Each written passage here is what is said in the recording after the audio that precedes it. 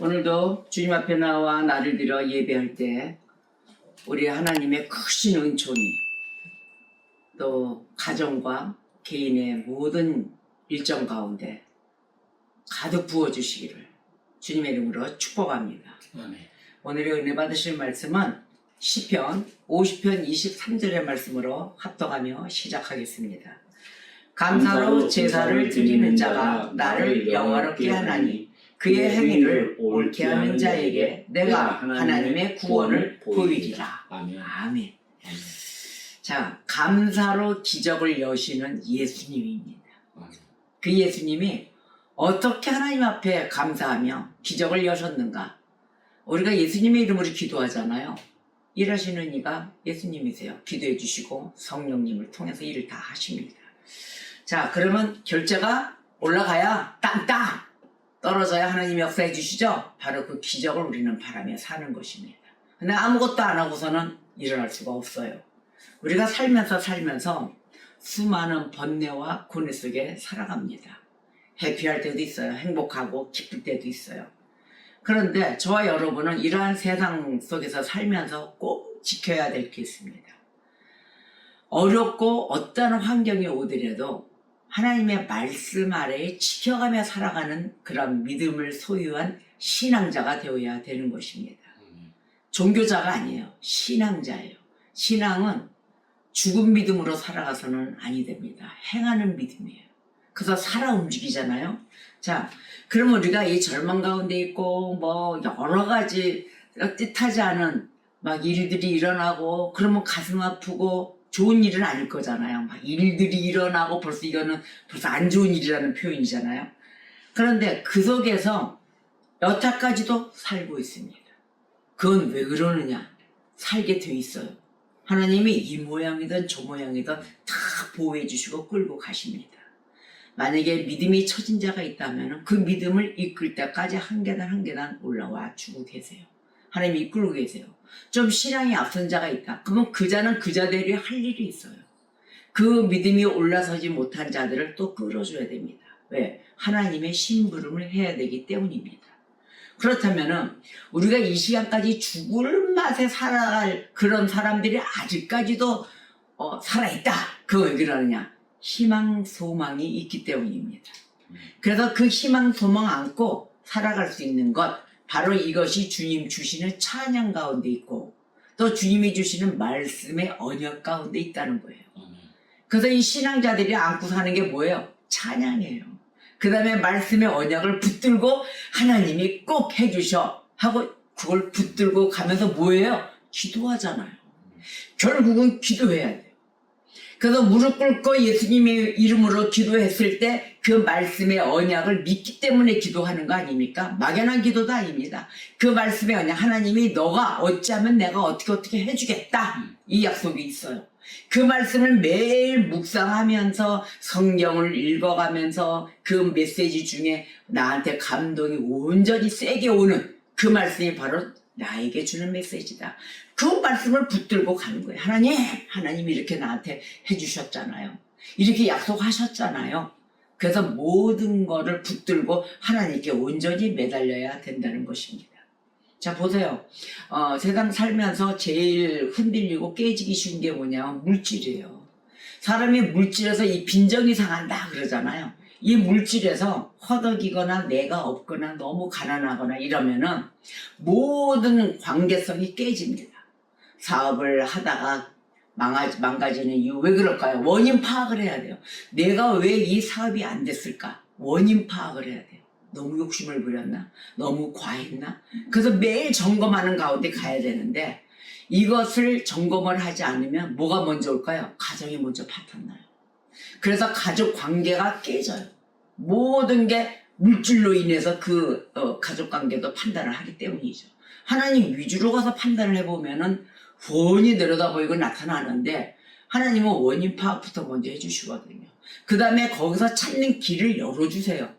그런데 우리 인간들은 주어지길 원하거든요. 일단 원하는 덩어리가 먼저 내 손에 있어야 된다는 거예요.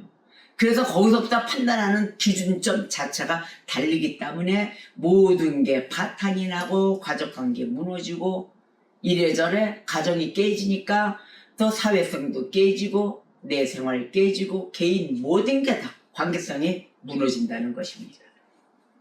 그래서 하나님 뭐라고 얘기하셨냐면은 잠언서 15장 16절을 보면은 가산이 적어도 여호와를 경외하는 것이 크게 부하고 번뇌하는 것보다 나으니라. 아멘. 먼저 하나님을 찾으라는 거예요. 왜 이런 힘든 순간이 안 오겠느냐. 자, 인간은 연약하잖아요. 그래서 스스로 일어서질 못합니다. 주님을 붙들지 않는다면 일어설 수가 없어요. 그런데 내 주먹으로 일어서려고 그래요. 근데 내 주먹 보십시오. 요만하잖아요. 요만한 걸로 무너진 가운데 돌덩이 짚고 일어나려고 해보세요. 얼마나 아프고 또 손목 맞으면 만약에 금가서 부러졌다. 뭘로 일어날 거야? 발목도 부러졌다. 허리도 부러졌다. 일어날 힘이 없어요. 우리는 모든 것이 영적인 부자가 되지 않고서는 일어날 힘이 없다는 것입니다. 그래서 그러면 아니 내가 지금 다 무너지고 깨졌는데 내가 어떻게 일어납니까? 그 전서부터 깨지지 않기 위해서 매일 점검하는 거예요. 우리 기독교인들은 그걸 아셔야 됩니다. 신앙자들은 매일매일 주야로 기도하며 주야로 묵상하며 주야로 예배하며 주야로 말씀을 상고해야 되는 것입니다. 그러면 일하는데 어떻게 합니까? 그것이 몸의 습성이 되어서 매일을 생각하며 살아가야 된다는 거예요. 그래서 틈만 나면 게임하는 것이 아니라 틈만 나면 말씀을 상고하셔야 되는 것이에요. 그래야 이것이 무너지질 않고 어떠한 순간이 오더라도 헤쳐나갈 수가 있다는 것입니다. 그래서 주님이 이거를 이겨나가기 위해서 무엇을 주셨을까요? 이겨내야 되기 때문에 우리 기독교인들 신앙인들에게 뭘 줬냐면 기도의 수단을 주신 거예요. 그래서 기도하라요. 걸어다니면서도 기도하는 거예요. 하나님, 내가 이러저러 연약하니, 내가 이러저러해서 누구를 만나서 나쁜 일을 당했으니, 아니면 내가 이러저러 해서 무너졌으니 어떻게 할까요? 하나님, 걸어다니면서도 누굴 앉아서 그렇게 주님과 마음에서 대화를 하셔야 되는 거예요. 이게 기도예요. 막 무릎 꿇고 머리 감고 막 머리 꿇고 이게 아니에요. SNS 보면서 뭐 한다, 그건 아니죠. 환경에 하나님께 드려야 될 자세는 정확하게 내 마음을 드려야 될 그곳은 만들어놔야 된다는 것입니다. 자, 그러면 주님의 주신 찬양을 듣습니까, 여러분? 안 들을 땐 뭘까요? 우리 깨진 거예요. 하나님의 소리 앞에 나가서 기도의 수단을 줬으니까 기도를 해야 되는데 기도도 안 나와. 그러면 기도 안 나오면 찬양 들을까요? 찬양 안 들어요. 들을 것 같죠? 들으면 되죠? 뭐 이래요. 아니에요. 찬양도 듣지도 않고 또 내 입술로 찬양도 하지도 않습니다. 안 나와요. 하고 싶어도. 여기서 안 나와야 턱 걸려가지고. 세상 노래, 뭐 뽕짝, 아니면 발라드, 뭐 아니면 락앤롤, 그거는 빨리 들어와요. 빨리 들어와가지고 그 시절이 좋았어. 그때 그 추억이 그랬지. 그런 거는 빨리빨리들 생각들을 해냅니다. 그런데 하나님께 받은 은혜는 생각을 안 해낸다는 것이에요. 자, 그러면 기도 안 하죠? 찬양 듣지도 않고 하지도 않죠? 그럼 말씀 묵상 하겠어요? 안 해요. 그 시간에 딴 생각한다고 그랬잖아요. 과거 생각하고 이런다고. 말씀 묵상 안 합니다. 그럼 어떻게 됐어요? 믿음에서 멀어진 모습이잖아요. 믿음의 불꽃이, 주님의 그 은혜의 은총의 불꽃이 활활 타오르는 곳에서 손째고 이렇게 추운 날에 손째고 있어야 되는데 거기서 멀어졌다는 거예요. 주님이 켜주시는 모닥불에서 멀어져 어떻게 하고 있다? 추워서 벌벌 떨고 있다. 이러한 모습 때문에 우리가 안타까워서 은혜 받은 그 전자에 있는 학자 시므온 애쉬가 이렇게 이야기했습니다. 믿음이 죽은 곳에서 사는 것을 만족하게 여겨서는 안 된다. 너가 서 있는 앉아 있는 그곳, 살고 있는 그곳이 믿음이 사는 곳이냐, 죽은 곳이냐, 뭐 물어보는 것입니다. 그곳인가, 아닌 것인가? 이곳에 주님의 은혜가 찬양이 흐르고, 말씀이 흐르고, 믿음이 흐르고, 기도가 흐르고, 막 이러한 가정인가? 너 앉아있는 곳이 거기 아니야. 우리가 첫 번째 가는 곳 가정 아니겠습니까? 첫 번째 눈 뜨고 밥 먹고 일어나고 하는 곳이 잠자고 하는 곳. 모든 생활이 가정에서부터 일어나요. 그런데 이 가정에서 믿음이 죽었는지 살았는지 점검해봐라. 경건한 자들의 집은 작은 교회다 이렇게 이야기합니다. 그리고 악한 자들의 집은 어떤 거다? 작은 지옥이다. 이렇게 이야기합니다. 이 학자는. 혹시 내가 어느 곳에 머물며 어느 곳에서 가정생활을 하고 있습니까? 주님이 이곳에서 주신 곳, 바로 기도할 수 있는 곳, 골방 기도입니다. 하나님이 가정에서도 기도할 수 있도록 골방 기도를 하는 것을 주셨어요. 그곳에서 기도하라. 우리가 기도의 양이 환경적으로 좀 떨어지고, 우리 기도원가고 그랬잖아요. 지금 기도원 모든 정서나 또 영적인 문제 이런 것이 무너져가지고 좀 기도원이 무너졌지만 그거 아니에요. 기도를 필요로 하면 기도 가야 돼요. 환경적으로 가정에서 기도가 잘 안 된다, 골반 기도가 안 된다, 가야죠. 기도원 가서 내가 주님 만나러 가는데, 내가 주님 앞에 확실한 기도를 한번 해서 응답받기를 원하는데 안 가시면 되겠습니까? 성경책 하나 들고 기도해야 되는 것입니다. 우선이 기도입니다. 하나님 붙들고 찾아야 되겠죠. 그래서 우리가 이 작은 교회라는 가정을 하나님이 주셨어요. 그러면 가정이 살아야 되지 않겠습니까? 가정이 살아야 신앙이 살아나는 것입니다. 여러분, 나는 네 집은 여호와를 끝까지 죽을 때까지 아주 목숨보다 더 내가 섬기겠어 라고 우리는 다 고백합니다. 하나님 우선입니다. 다 고백을 해요. 그러나 이 입술의 선언이 아니에요. 입술로만 말하는 게 아니에요. 삶으로 하셔야 됩니다. 삶으로 행해야 됩니다. 그래서 가정에서 나누는 이 말 한마디 있죠. 말 한마디도 있고, 또 서로 대하는 태도, 또 어려운 순간에 우리가 어렵게 닥쳤어, 빨리 무릎 꿇어 기도하자. 이 기도 하나하나 세밀한 오랜 시간 안에 몇 분이 됐든 그 마음으로 드리는 그 기도 하나하나, 이게 바로 모두가 하나님께 올려드리는 예배가 되는 것입니다. 그래서 입술에 이걸 입술의 고난, 입술의 주권 이야기하잖아요. 바로 이러한 것이 주님의 입술이 되어야 되는 우리의 입술에 고난이 있다는 것입니다. 생활에 고난이 있습니다. 행동에도 나타나는 증거가 있습니다. 이러한 것이 세밀하게 다 나타나야 되는 것이에요. 이러한 생활들을 해야 되는데, 저와 여러분의 가정 보십시오. 하루를 어떻게 시작을 하는가. 자, 주야로 기도로 시작을 하고 마무리를 해야 됩니다. 그리고 믿음으로 또 말씀으로 모든 것을 믿음으로 행하되, 판단은 우리가 살아가면서 우리만 사는 게 아니잖아요. 나하고 좋아하는 사람만 사는 게 아니에요. 여러 분야의 많은 사람과 만나게 돼요.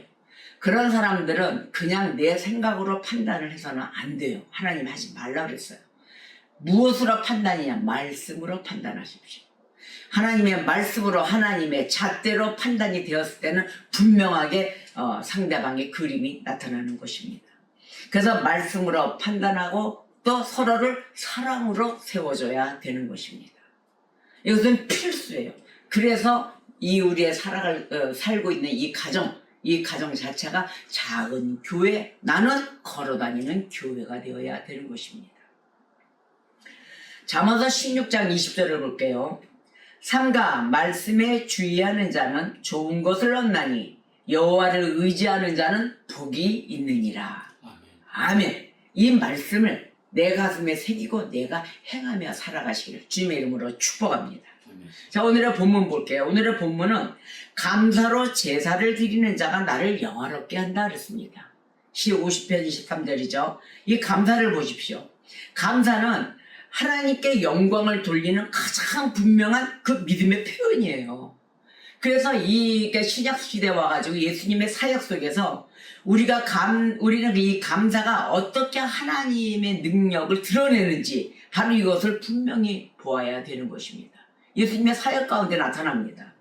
요한복음 6장 11절을 보면은 예수께서 떡을 가져 축사하신 후에 앉아있는 자들에게 나눠주시고 물고기도 그렇게 그들의 원대로 주시니라. 아멘. 자, 요한복음 6장 이 말씀 뭘까요? 오병이의 기적이에요. 오병이의 축사거든요. 자, 그러면 예수님이 떡 5덩이, 그 다음에 물고기 2마리, 이거를 2마리를 드셨어요. 이때 인구수는 몇 명이에요? 5,000명이에요. 장정만. 그런데도 이 말이 되는 거예요? 떡 5덩이하고 고기 2마리 갖고 이 5,000명 먹일 수 있어요? 혼자 먹어도 시원찮을 판에?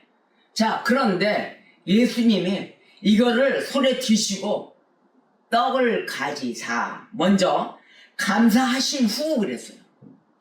떡과 고기를 갖고서는 먼저 뭐 했어요? 감사를 하셨단 말이에요. 하나님 앞에 여러분. 이걸 잘 새겨 들으셔야 됩니다.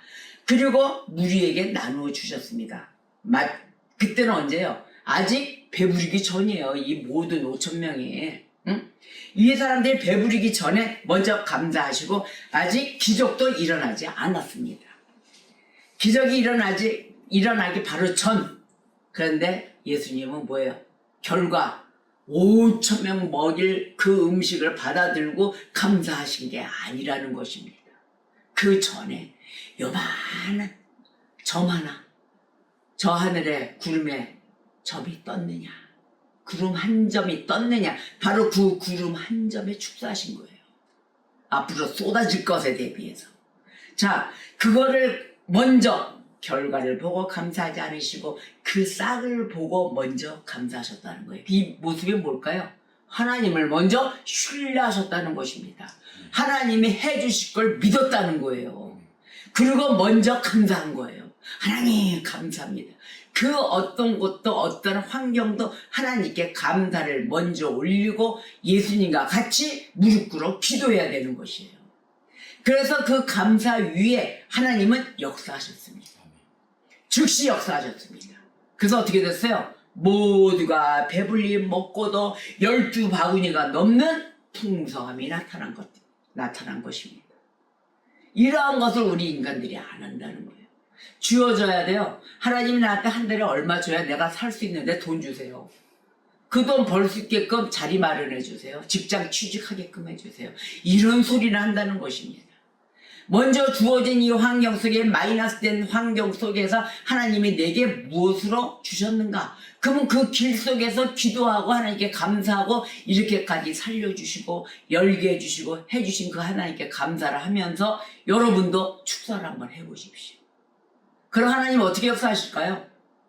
5,000여 명이 먹고 또 남는 12바구니가 또 더 채워지도록 풍성하게 하셨더라. 이런 풍성한 은혜가 임한다는 것입니다. 감사는 어떻게 하는 겁니까? 상황이 좋을 때 하는 게 아닙니다. 그 드리는 반응 그것이 아니라 막 좋아가지고 아이고 11조 해야지, 아이고 오늘은 요거 좀 뚝 뛰어서 무슨 헌금 무슨 감사 헌금 또 뭐 성경 헌금 뭐 해야지 아니에요.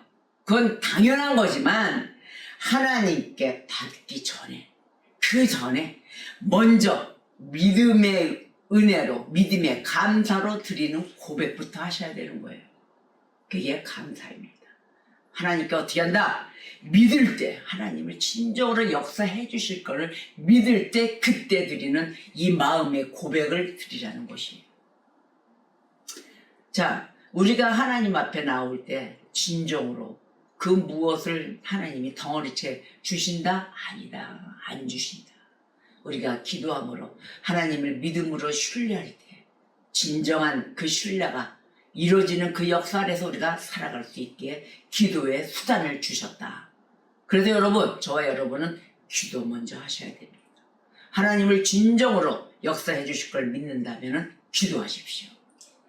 자, 누가복음 17장을 또 보니까 10명의 나병 환자 고치는 사건이 있어요. 그 환자가 예수님께 고침을 받았어요. 자, 봤는데 여러분 누가복음 17장 보세요. 15절 이하 말씀부터 보시면 됩니다. 이 중에 한 사람이 돌아왔어요. 10명이 치유받았는데 이 사람들이 10명 중에서 딱 한 사람이 돌아온 거예요. 돌아와가지고 큰 소리로 하나님께 영광을 돌리며 예수의 발 아래 엎드려 감사하였다. 누가복음 17장 15절 16절 말씀이에요. 자, 그런데 그 사람이 누구냐면 사마리아 사람이었어요. 유대인들이 와야 되는데 사마리아 사람이 딱 한 명 온 거예요. 10명 고쳐졌는데. 그러니까 예수님이 그런 거예요. 17, 18절에 보니까 10사람이 다 깨끗함을 받지 않았니? 야, 니네들 아까 10명 있었는데 내가 다 고쳐줬잖아. 그러신 거예요.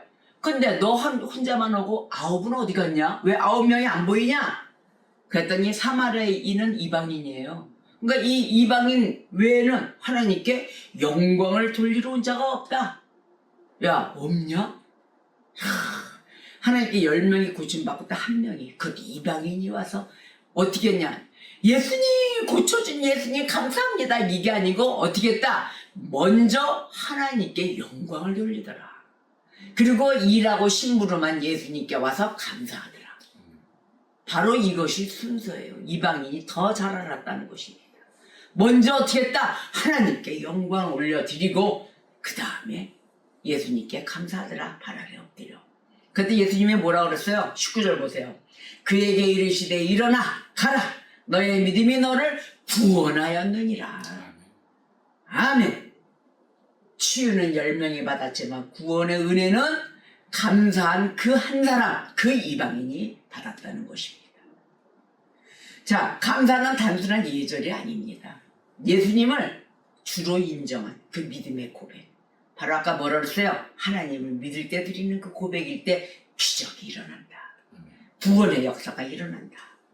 바로 이것입니다. 자, 로마서 10장 10절을 볼게요. 사람이 마음으로 믿어 의에 이르고 입으로 시인하여 구원에 이르느니라. 아멘. 우리가 이것이 생활이 되어야 되는 것입니다. 우리는 종종 하나님의 그 주신 응답 뭐 이런 거는 기억을 해요, 가끔. 그런데 응답의 그 결과, 그것만 기억을 하지 응답을 주시는 그 주님, 그 주님은 혹시 다 생각하십니까? 그럼 할렐루야죠. 잊고 살아가는 그 시간이 더 많다는 것입니다. 그 주님의 세밀한 그 사랑을 우리는 생각해야 되며, 하나님이 우리의 머리털까지 세신다 그랬잖아요. 진짜 그러십니다. 그러한 주님께 우리도 그 머리털 하나씩 세는 만큼의 받은 사랑을 드려야 되는 것입니다. 감사를 드려야 되는 것입니다.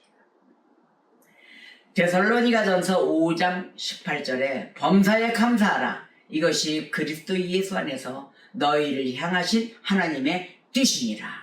아멘. 우리의 삶이 오병이어처럼 작고 부족하게 보여도 그 떡 5덩이 고기 2덩이 같은 인생일지라도 예수님의 손에 올려 감사로 드릴 때 하나님은 역사하십니다.